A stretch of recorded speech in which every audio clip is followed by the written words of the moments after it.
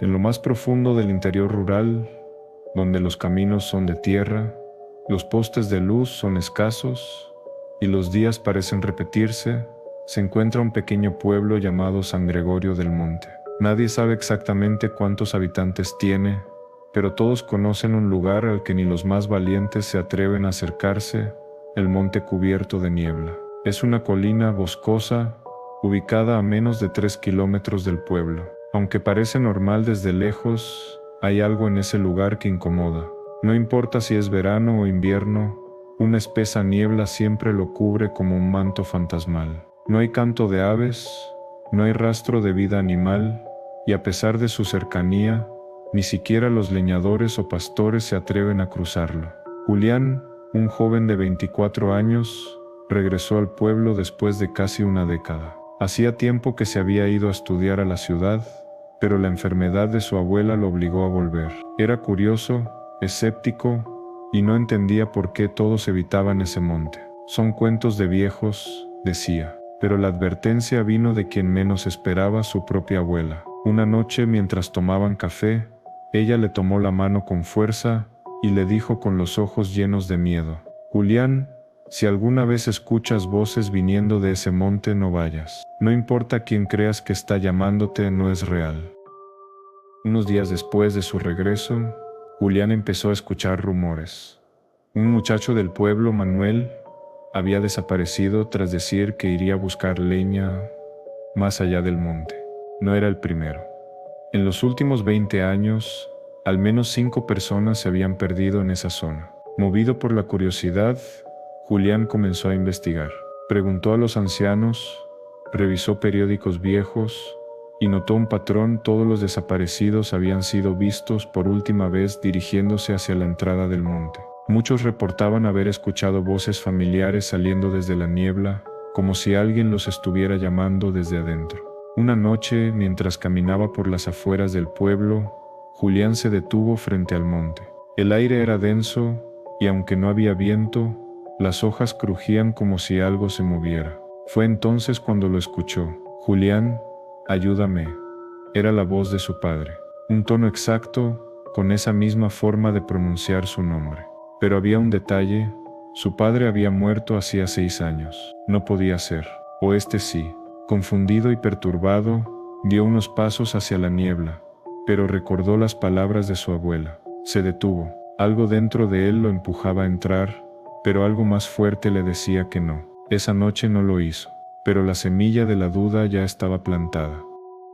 Pasaron 2 días desde que Julián escuchó la voz de su padre. Por más que trataba de olvidarlo, cada vez que cerraba los ojos, recordaba ese susurro saliendo de la niebla. Algo lo llamaba, algo que sabía exactamente cómo manipularlo. Esa noche, cerca de la medianoche, Julián despertó sobresaltado. Había soñado con el monte, pero no como lo conocía. En su sueño, el bosque estaba vivo. Los árboles se retorcían como si tuvieran pulmones. La niebla se movía con intención, y en medio del claro, una figura lo esperaba. No tenía rostro, solo una túnica negra que flotaba sobre el suelo, y en sus manos sostenía una cuerda ensangrentada. Sin poder resistirse, Julián salió de su casa y caminó hacia el monte. Ni siquiera pensaba en lo que hacía, solo sentía un impulso. Cuando llegó, la niebla estaba más espesa que nunca. Apenas podía ver sus propios pies. Entró. Apenas dio 10 pasos, el silencio fue absoluto. Ni grillos, ni ramas, ni viento. Solo su respiración agitada. Y entonces la vio. A un lado del sendero, colgando de un árbol torcido, había un cuerpo. No uno real. Al principio creyó que era un espantapájaros, pero cuando se acercó, notó que tenía ojos, o al menos, cavidades oscuras que lo miraban fijamente. El cuerpo giraba suavemente, colgado del cuello por la misma cuerda que había visto en su sueño. Estaba descompuesto, pero no olía mal. Era como si el monte no dejara que el tiempo siguiera su curso ahí dentro. Julián retrocedió, horrorizado. Tropezó y cayó al suelo, y justo antes de ponerse de pie, escuchó pasos. Alguien más estaba allí, pero no caminaba, flotaba. El sonido era irregular, como el roce de algo húmedo contra las hojas secas. Volteó, y entre los árboles, lo vio, un ser alto, cubierto de raíces, con ojos brillantes que parecían encendidos desde dentro. No tenía rostro humano, pero emitía una respiración profunda, cavernosa, como si respirara por miles de bocas. El monte estaba vivo. Julián corrió sin mirar atrás. Sintió ramas rasgarle la camisa, manos invisibles intentar sujetarlo, y voces gritarle al oído cosas que no entendía. Salió del monte jadeando, con las piernas temblando y las manos sangrando. Pero lo peor no fue lo que vio, fue lo que se llevó con él, porque al volver a casa, encontró un hilo de tierra mojada en su cama, como si algo lo hubiera seguido hasta allí.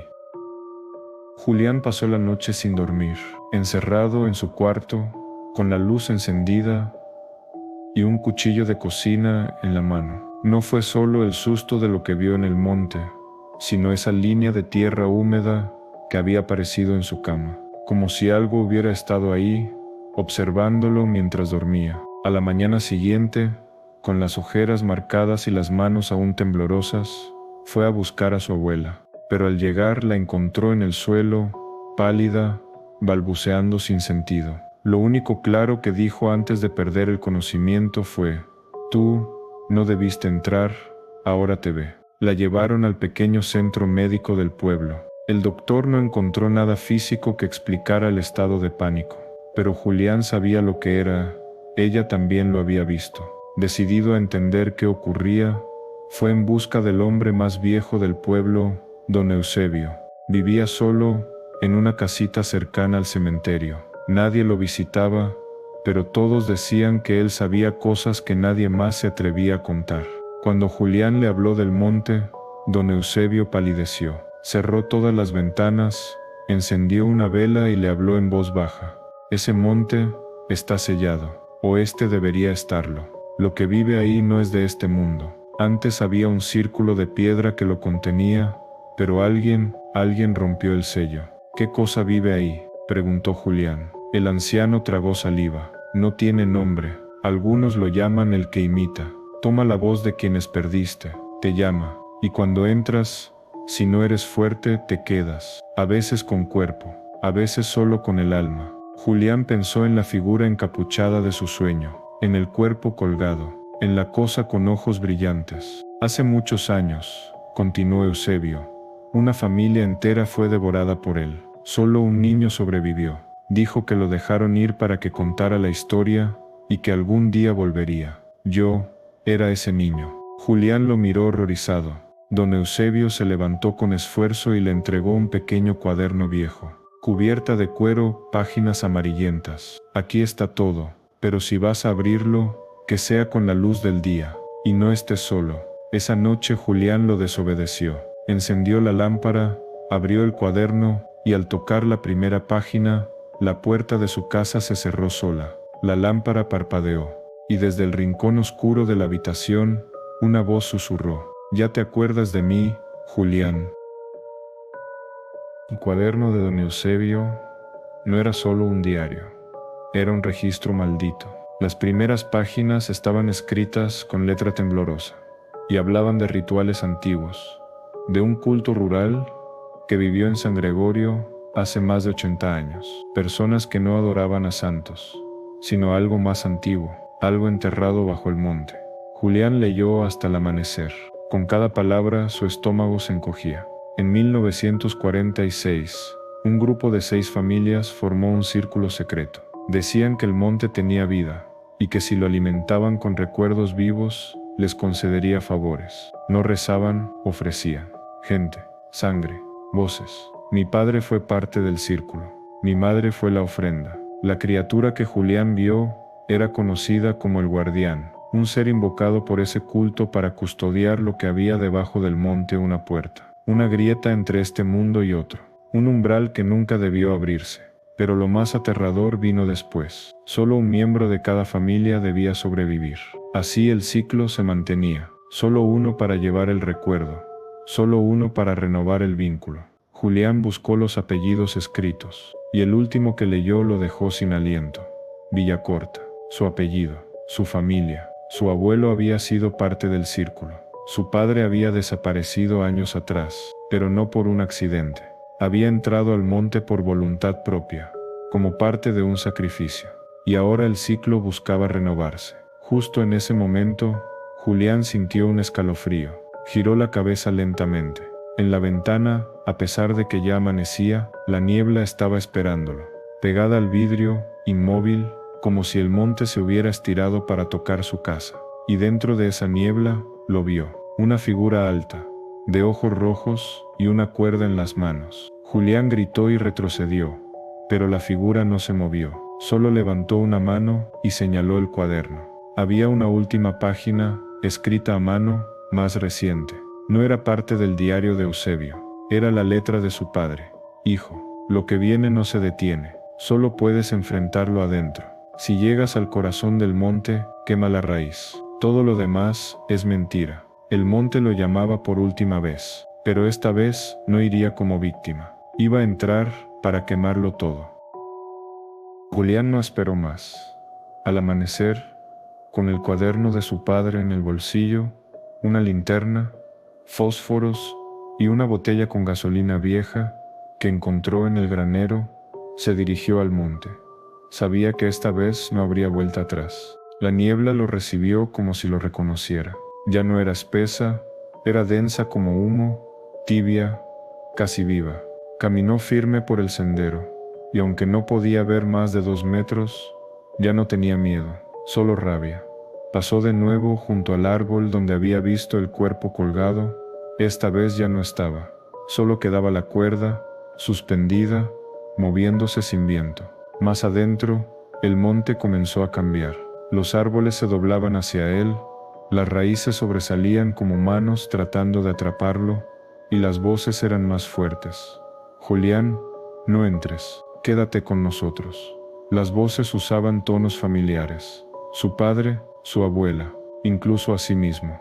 Pero no se detuvo. Finalmente llegó al claro, y ahí estaba la raíz, una masa retorcida de madera y carne, latiendo como un corazón vivo. Se alzaba desde el suelo como un tumor de la tierra, con venas negras que se extendían por todo el monte. Sobre ella flotaba el guardián, más grande que antes, más oscuro. Ahora tenía rostro, el de Julián. La criatura descendió lentamente, y cuando habló, fue con su voz exacta. ¿De verdad crees que puedes destruir lo que eres? Julián gritó, roció la gasolina sobre la raíz y encendió un fósforo. Pero antes de lanzarlo, algo lo detuvo. Su padre apareció entre los árboles. No estaba muerto. No lo hagas, le rogó. Si la raíz muere, todo lo que está unido a ella también, incluyéndome. Y a ti, si ya entraste tan profundo, es porque parte de ti también está conectada. Julián tembló. La criatura se acercaba. Su padre lloraba. El monte rugía. Entonces recordó la última frase del cuaderno: todo lo demás es mentira. Y lanzó el fósforo. El fuego fue inmediato, no como un incendio normal, sino como una explosión de luz roja y humo negro. El monte gritó. Las raíces ardieron. El guardián se retorció, cambió de forma, se multiplicó, hasta que todo desapareció en un silencio total. Días después, un grupo de búsqueda encontró a Julián, desmayado, en la entrada del monte. La niebla se había disipado, pero el monte ya no estaba. Solo quedaba una llanura de tierra quemada. Cuando despertó en el hospital, Julián no dijo una palabra, solo pidió ver a su abuela. Ella ya estaba bien, y lo abrazó llorando. «Lo enfrentaste, ¿verdad?», le susurró ella. Julián no respondió, solo miró por la ventana. En el cristal, desde afuera, una gota de tierra húmeda resbaló lentamente, y una figura alta y borrosa lo observaba desde el bosque lejano. El monte ya no existía, pero el ciclo nunca muere del todo.